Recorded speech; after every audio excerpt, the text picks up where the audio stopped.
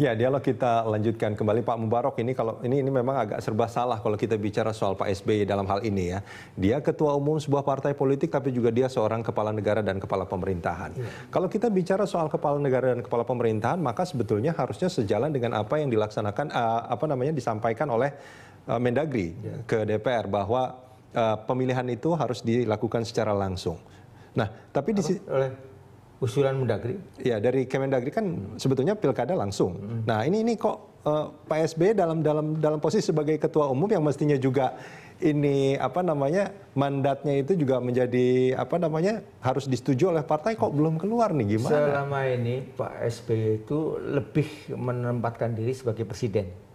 Kecuali tadi malam ya. Untuk partai itu sedikit sekali dan kadang-kadang justru untuk eksekusi bahkan minta pandangan gimana coba baiknya gitu. Jadi jarang sekali menempatkan diri sebagai ketua partai, jarang sekali. Dalam RUU Pilkada ini apakah juga minta pandangan? Oh, ada diskusi di partai. Diskusi terbatas ada, tapi jelas belum diputuskan. Diputuskannya nanti pada hari-hari mau diputuskan. Artinya mungkin bisa saja Demokrat itu berseberangan dengan pandangan pemerintah. Bisa aja. Walaupun kedua bosnya itu sama. Ya bisa aja begitu. Ada memang begini, yang dikritik betul Amin Rais kan. Amin Rais sebagai pengusung reformasi kok dia sekarang berbalik. Kalau menurut saya, orang kan menuduh Amin Rais bahwa reformasi kebablasan. Kalau kebablasan mundur dikit kenapa? Kan bagus namanya, introspeksi kan? Nah, gitu. Jadi masalah kenegaraan saya kira dicari adalah kemaslahatan yang umum yang lebih banyak. Kalau memang itu menjurus ke yang tidak baik, ya dikoreksi dong. Nah, gitu ya. Tetapi seberapa tingkat koreksinya, bahwa ini belum selesai. Biasa politik itu finalnya nantilah pada hari. Finalnya pada hari paripurna, dan pas pada saya kira saat pengambilan keputusan. Ini tetap sehat karena tidak akan bisa terjadi money politik. Ya Pak, bagaimana? Kalau pilihan orang masih mungkin, tapi kalau pilihan ini enggak ada money politik. Maksudnya dalam memutuskan RUU Pilkada ini. Nah, Pak Mubarok, ini kan sebetulnya agak menarik. Kalau di Partai Demokrat sendiri, pembahasan soal RUU Pilkada ini sejak kapan? Sesungguhnya ada diskusi rutin ya di DPP, semua masalah lah. Jadi selalu ada diskusi rutin di fraksi juga seperti itu ya. Udah lama sesungguhnya, tetapi nggak serius. Kenapa nggak serius? Ya karena masih berjalan. Nah sekarang ketika sudah ini baru diskusinya itu pendek sekali serius. Waktunya untuk menjadi serius di fraksi Demokrat ini. Ya terutama setelah ribut sekarang ini. Setelah ribut. Ya kenapa diseriusin setelah Demokrat ribut? Kan tidak, yang ngotot kan koalisi merah putih. Sedangkan Demokrat bukan di situ. Nah, gitu. Yang ngotot tetap langsung koalisi Jokowi. Demokrat biasanya setuju dengan pemerintah kan? Ya kalau usulan pemerintah, tapi kan ini yang dicari oleh Pak SBY adalah bahwa supaya kesinambungannya itu adalah menuju kepada yang lebih baik. Bukankah usulan pemerintah berartinya itu sesuatu yang lebih baik sebetulnya yang diusulkan? Ya, pada semua konsep kan bisa dievaluasi. Meskipun sudah diusulkan, kalau melihat respon masyarakat, jika itu memang sungguh-sungguh, ya kenapa tidak diperhatikan? Responnya kan luar biasa mas soal RUU. Iya, cuman apa itu respon beneran? Ya kalau responnya lembaga survei ya nggak perlu Bukan hanya lembaga survei. Kalau kita baca di media sosial, di Twitter, di Facebook segala macam, pandangan masyarakat bisa terlihat sebetulnya. Kalau itu ya pantas untuk diperhatikan. Sedangkan bagi Pak SBY adalah untuk kepentingan ke depan. Pada masa Presiden Jokowi, bukan untuk kepentingan dirinya. Pak Herman Putra, ini kalau kita melihat dari perdebatan RUU Pilkada ini, menurut Anda mana yang lebih baik untuk dijalankan? Waduh, itu yang saya tidak ngerti, itu mana yang lebih baik untuk dijalankan. Jadi saya kalau ditanya pribadi, pilkada yang langsung itu kayaknya lebih bagus pilkada langsung kan gitu. Tapi dengar-dengar lagi pendapat orang, kalau dia dipilih oleh langsung, ini duitnya banyak sekali ini, gitu.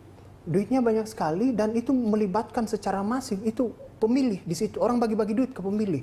Bener juga nih, ngapain negara pergi tangkap itu pemilih yang terima 50.000 dan lain sebagainya di situ? Dia nggak mungkin kan dia mau tangkap semua itu karena money politik kan di situ, dan tidak pernah ada yang terjadi seperti itu gitu. Nah, tapi katanya ada alasannya kalau dia dipilih DPRD terlokalisasi. Kalaupun dia mau bayar paling 20 orang dan ini gampang nangkapnya.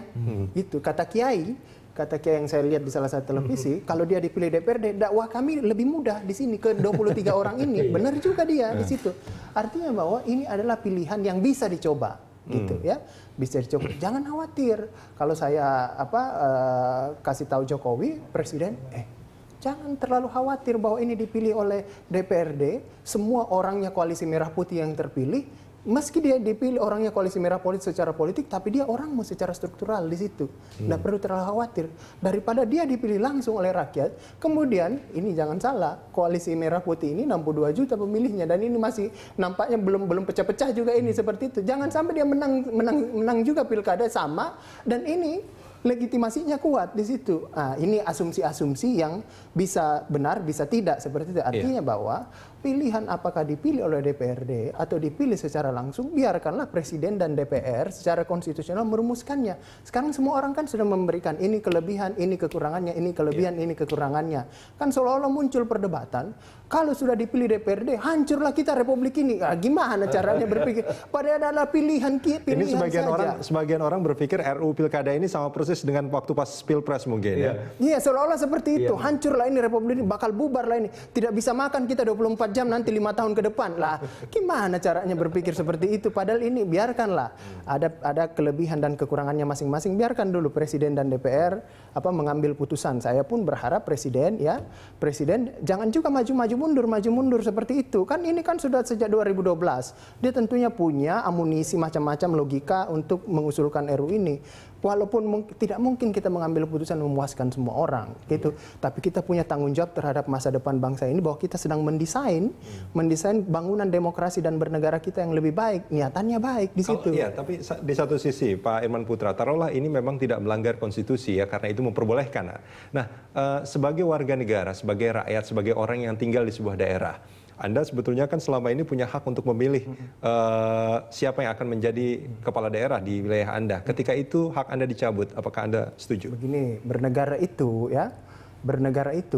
warga negara itu, keinginan esensi dari bernegara kita adalah negara melayani kita. Ketika kita sakit, maka negara siap 24 jam. Ketika anak kita mau sekolah, negara siap 24 jam di situ.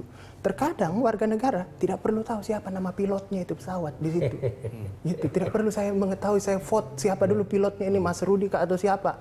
Saya mau dia take off, landing, di udara dia tenang, ini pesawat, itu saja. Makanya saya ciptakan sistem jaminan sosial, jaminan kesehatan, anggaran pendidikan 20%, agar siapapun yang menjadi nahkoda ini bergerak, sistem ini di situ. Sistem ini bergerak. Itu kebutuhan esensial bernegara di situ. Kenapa dia dipilih secara demokratis? Karena intensi kita agar negara itu hadir, kita lebih dekat kepada kehidupan kita. Tapi kepada masanya tertentu, udahlah. Tidak perlu terlalu saya tahu ini siapa, yang penting dia ketika misalnya kok ini pesawatnya guncang, maka saya akan ketok rumah wakil rakyat saya namanya DPRD. Kenapa itu agak guncang pesawat itu di situ? Tolong kamu interpelasi, angket dan menyatakan pendapat. Nah, ini yang jangan sampai kita berpikir bahwa fungsi kontrol DPRD itu harus dimatikan dalam proses demokrasi. Nah, ini seolah-olah itu yang terbangun dalam wacana RUU Pilkada ini, seolah-olah bahwa DPRD itu tidak boleh mengontrol kepala daerah. Nah, ini yang berbahaya. Kita akan sambung ini di segmen berikut nanti.